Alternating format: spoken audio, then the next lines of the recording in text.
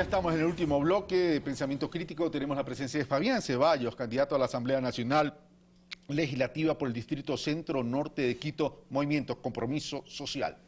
Propuestas, Fabián, buenos días. Buenos días. Todo candidato asambleísta tiene que tener muy claro que hay dos situaciones que tiene que desarrollar desde la Asamblea.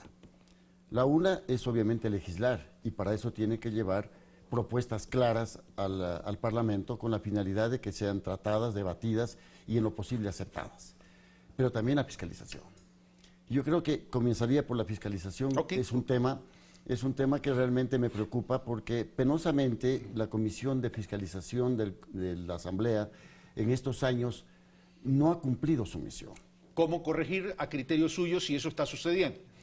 La única manera es quitando todos aquellos tamices tan importantes que han puesto, y para mi criterio, innecesarios, en el sentido de que tienen que ser quitados para que pueda llevarse adelante procesos más ágiles, más rápidos, en beneficio del país, porque el propio gobierno necesita de esa fiscalización para enmendar procedimientos que hoy día estamos viendo que le han perjudicado. ¿Qué significaría eso entonces? ¿Quitarle esa competencia al CALI, simplemente el requisito de recolección de firmas recogidas en el número que se establezca, y al plenario el juicio político y la fiscalización? No necesariamente. Entonces, ¿cómo sería el mecanismo? Tiene que haber un tamiz que sería evaluar, obviamente, lo que se está proponiendo. No se puede llegar a un juicio sin pruebas. Yo soy abogado y no se puede llegar a un juicio sin las pruebas necesarias. ¿Quién comprobaría entonces las pruebas para determinar la base sustancial de iniciar un juicio político? Puede ser el mismo CAL, pero tiene que ser, en mi criterio, tiene que haber las diferentes banderas políticas que pueda crear un equilibrio en el CAL,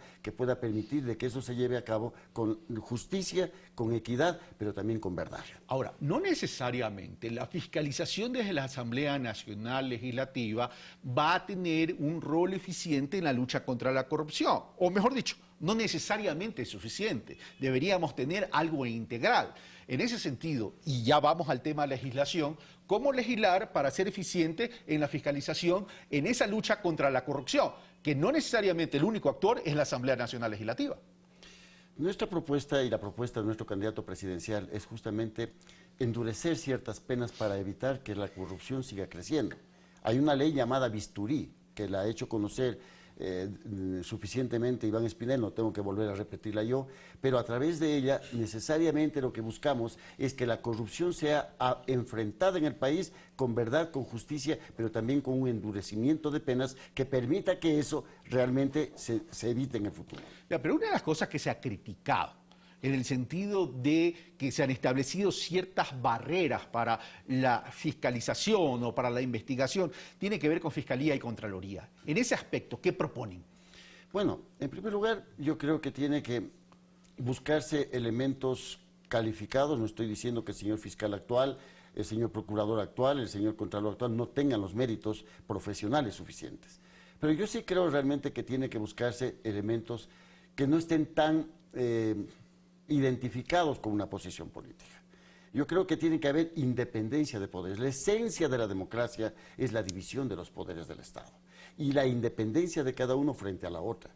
Eso es lo que realmente en el pasado, al menos, había logrado que, si bien no se logró que la corrupción se evite en el país, siempre ha habido corrupción, pero yo creo que se han minimizado ciertos focos de corrupción a través de esa independencia de poderes que lograba que tanto el legislativo cuanto el judicial sean independientes del ejecutivo para poderlo juzgar. Pero esa independencia de poderes, hasta ahora nadie me indica cómo proteger la independencia del poder, porque se critica la estructura actual, pero la anterior, digamos que no era lo mejor para garantizar la independencia de poderes. Entonces, si el ayer era malo y el hoy también es malo, ¿cuál es el camino para tener algo bueno?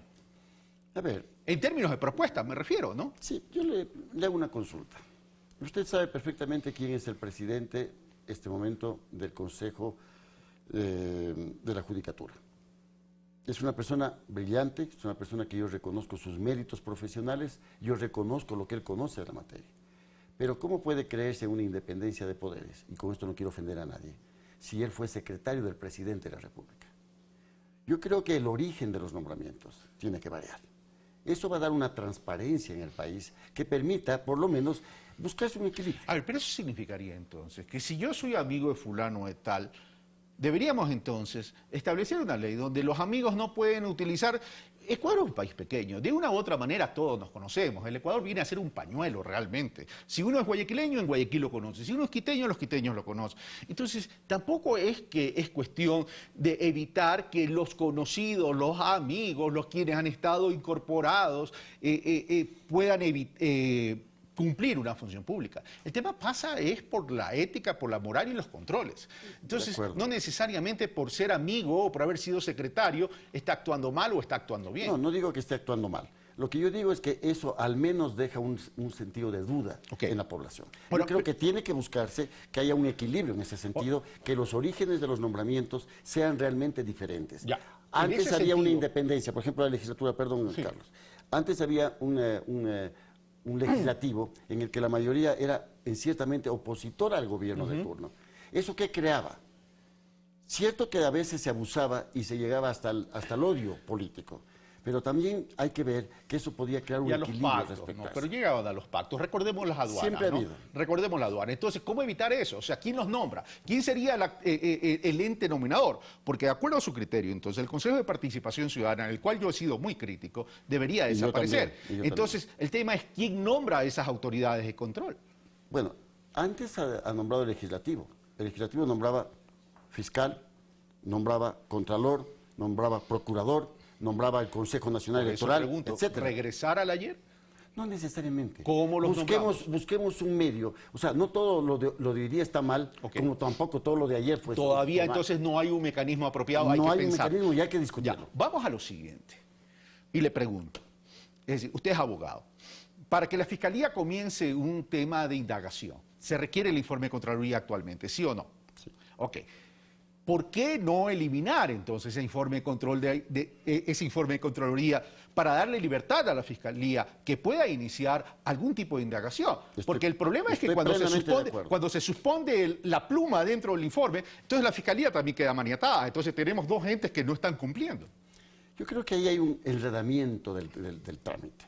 ¿Tiene que ser suprimido ese trámite? Obviamente que tiene que ser suprimido. Yo como abogado me parece inusual, innecesario, de que para iniciar un proceso de fiscalía tenga que el fiscal estar esperando el informe de Contraloría, que puede pasar, primero, mucho tiempo. Segundo, eso deja escapar a los culpables. Y tercero, eso, para mí, puede ser una traba adicional que impida un juicio que tiene que ser necesariamente.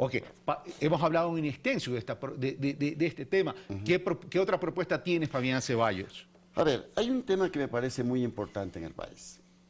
La microempresa. Es un sector que no ha sido tratado y yo no he escuchado propuestas alrededor de aquello de otros sectores políticos.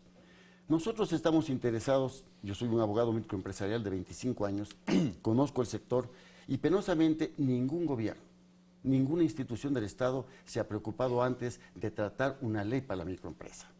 Nosotros consideramos de que el microempresario representa 5.500.000 personas en el país. No ha sido apoyado, no ha sido tratado. Entonces, Fabián, por efectos de tiempo, vamos directo a la propuesta. Sí. ¿Esa ley qué debería contener? Dos cosas fundamentales. Una, ampliar la base del seguro social para que puedan afiliarse al seguro social esta gente con ventajas de acuerdo a su gremio. Y segundo, microcréditos. Ellos no necesitan créditos de $150.000, no han sido tratadas líneas de crédito hace mucho rato para ellos. Creemos que Ban Ecuador debería dar una línea de crédito con tasas preferenciales para que este sector se levante, porque esta es la clase pujante, esta es la clase realmente, la microempresarial, es la clase media que tiene que volver a ser levantada. Con esto voy a terminar, Fabián. Usted dice tiene 20 y pico de años en este sector. Usted sabrá que los créditos tanto para los emprendimientos micro y pequeños tienen tasas que lamentablemente son elevadas por ciertas estructuras donde habría que trabajar. Pero también pasa por la estructura de costo, cuyo elemento único no es el costo financiero. También es la estructura de costo que tiene en todos los otros ítems para poder desarrollar una actividad. En ese sentido, ¿qué plantean ustedes en temas de régimen laboral? A ver, más que el régimen laboral, perdóneme que insista por el tiempo en una cosa que me parece fundamental, el financiamiento para esta gente. Si Ban Ecuador, ex Banco de Fomento, crea un departamento de la microempresa exclusivamente para tratar una línea de crédito, que ahí sí tendría que venir desde el exterior, barata, para que ellos puedan hacer uso de ella, el costo que pueda añadir Ban Ecuador por sus costos, por su situación, nunca va a subir más allá del 11-12%, está calculado técnicamente. Ok. Eso realmente reactivaría un sector económico y estamos hablando de que el empleo es necesario en el Ecuador. Este sector tiene que dar el empleo. Ya, el régimen laboral no me contestó. El problema es que ese es muy largo. Yo este rato no me da el tiempo no hay como para respuesta. eso. No, sí hay respuesta, pero el problema laboral, Carlos... Después de la elección me lo explica entonces. Bueno, no hay problema. Gracias. Hemos terminado por el día de hoy. Esto fue Pensamiento Crítico. Soy Carlos Rabascal y usted está sintonizando Ecuador TV, su medio público. Un fuerte abrazo.